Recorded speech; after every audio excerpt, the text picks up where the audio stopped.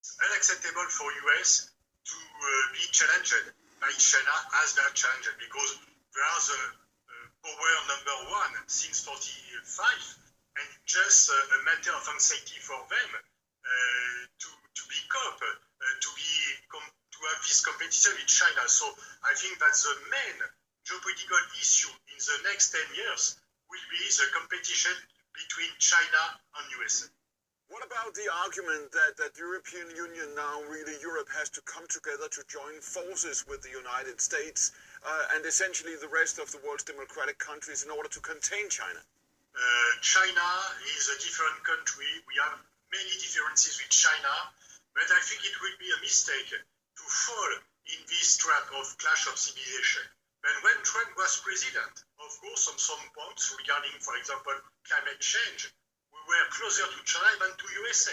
And I think we have to study, file by file, all the problem and to see on which file we agree with China, on which file we disagree with China. So are you saying, so essentially this will be a multipolar world and Europe, the EU, has to choose from one area to the next?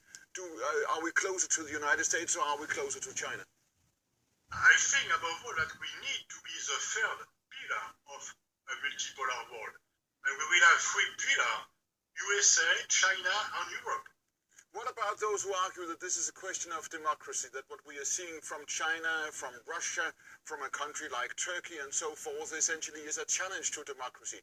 And in this sense, Europe and the United States have to stick together to fend for individual rights, freedoms, democracy around the world. On this specific issue, you are right. We need to cope the violation of human rights by China regarding Uyghurs, regarding Hong Kong, and regarding pressure on Taiwan. But don't be naive. When Nixon made an alliance with China, China was not respectful of human rights. And I just see that time to time, USA raise the issue of human rights, and time to time they don't raise this issue. And if we want to raise the issue of human rights, we have to raise it in any circumstances.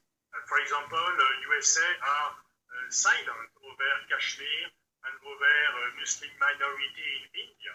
And so human rights must not be an instrumentalization of geopolitics. Time to time, US are using human rights as an argument, but it's not the real matter. Because 5 years ago, for example, the Uyghur situation was not better. Right. And the Uyghur was not raised as an issue.